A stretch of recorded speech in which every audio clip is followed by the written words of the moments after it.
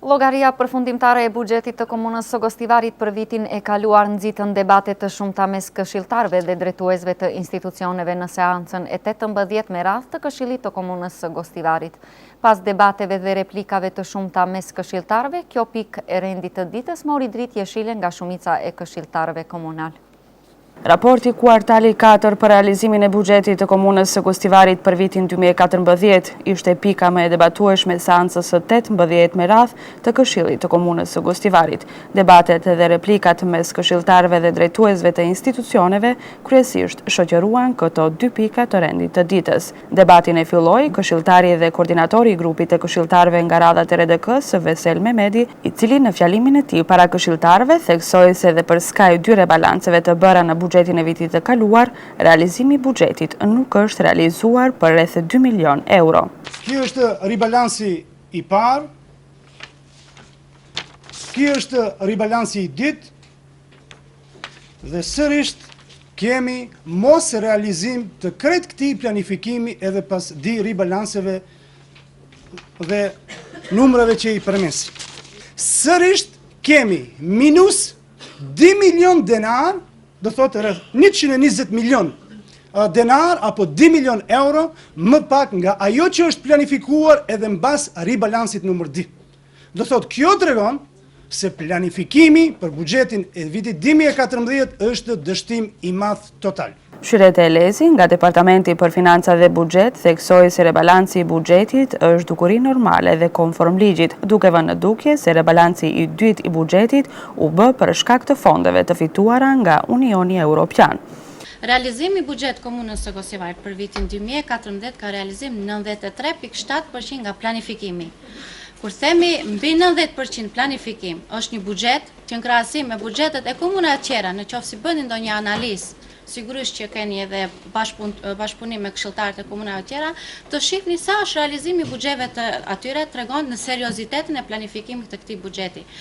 Por mos harroni, kemi pasur rebalanse, të cilat i përmendat si këshilltar dhe arsyetimi është ky.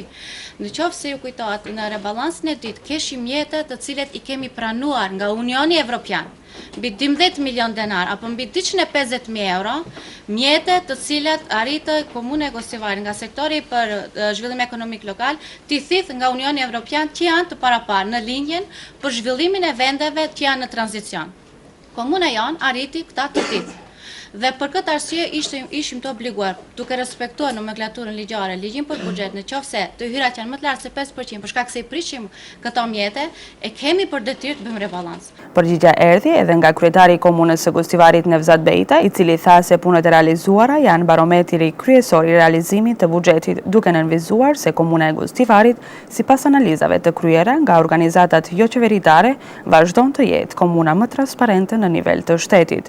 Për diturin tënde se je pa ditur, unë kam qenë në trajnim special në Shtetet e Bashkuara të Amerikës dhe kam mbajtur në fjalim në State Departamentin Amerikan dhe State Departamenti Amerikan ka financuar mu $150.000 dhe jam i shpallur dhe qytetarin derit e Nebraskës dhe Lincolnit. Unë s'kam çka të bëj ty që ti nuk vjen me trurin tënë, po vjen me mente që tërkuj, veç ti lodhish këshilltarët, mendon se do t'i manipulojsh qytetarët e Gostivarit, nuk e shet se qyteti Gostivarit me realizimin e projekteve tona, me realizimin e buxhetit ton, është qyteti më i rregulluar në nivelin nacional në vendin ton, dhe mund të themi me mburje, sa te e thënë edhe tjerët, se është qyteti më i rregulluar dhe në rafshin kombëtar, duke përfshirë dy republikat tona, Shqipërinë dhe Kosovën. Fjalimi i kryetarit të komunës nxiti reagimin e këshilltares nga radhët e RDK-s Bukurie Gashi Iseini, e cila kërkoi që debati në Këshill të zhvillohet me numra, fakte dhe argumente, dhe jo siç tha ajo me fyerje dhe ofendime. Hajde të jemi transparent, hajde të diskutojmë me numra, të flasim me numra. Aty është diskutimi argumentuar, aty është argumenti, numri është argumenti. Nuk mund të bëjmë një tragikomedi këtu tani si që kemi në skenografin këtu dhe përpiluesin e dramës. Nuk bëjmë tragjedi, flasim, nëse duhet do flasim deri nesër. Nuk manipulojmë kërkend. Hajde të hapim debat. Ne kërkuam nga përfaqësuesit. I kemi Shyretin, e kemi Zotria Elezin, i kemi të gjithë përfaqësuesit këtu që janë. Kërkuam analizë dhe kërkuam përgjigje për zërat në fjalë. Do hapet debat, do diskutohet. Në debat u kiq edhe shefi i kabinetit e kryetarit të komunës së Bashkim Hasani, i cili tha se në punët e komunës së Gostivarit nuk ka vend as për ofendime dhe as për provokime. Vetëm një sqarim.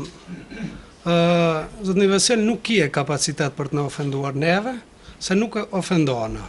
Jemi as shturët, as sjellshëm që kapaciteti juaj intelektual nuk mund të na ofendone. E para. E dyta, sa i përket të realizimit dhe pak dhe plotësoj Shiretën, çdo punë në terren bëhet planifikim. Mirë po ka procedurë juridike, në sigurinë të njoftuar me ligjin për furnizim publik, ku ka edhe auksion elektronik, edhe realizuesi mund të zdrone edhe çmimin e asaj të cilën ne kena planifikuar. Vërejtje pati edhe nga këshilltari i Lëvizjes për Reforma në Partinë Demokratike Shqiptare Mujdin Aliu, i cili tha se në planifikimin dhe realizimin e buxhetit komunal vërehet një dallim i madh. Shohet një pyetje shumë karakteristike tjetër se cila është kjo cilësi e këtij realizimi. Vetëm ajo që shkruhet, se për shkruar dhe për të thënë fjalë tu më të mirat mundshme që gjoja se popullata mendoni ju se gjoja se u beson, do e thonë janë më miradiet mundshme, por praktikisht shifen problematikat gjithnjë në qytet nga ne që pas kemi tani sot si edhe nuk shohim. Sigurisht që kemi sot edhe vesh dhe ndëgjojmë. Pas mbarimit të debatit, këshilltarët me 16 vota pro miratuan raportin kuartal të 4 për realizimin e buxhetit të komunës së Gostivarit për vitin 2014.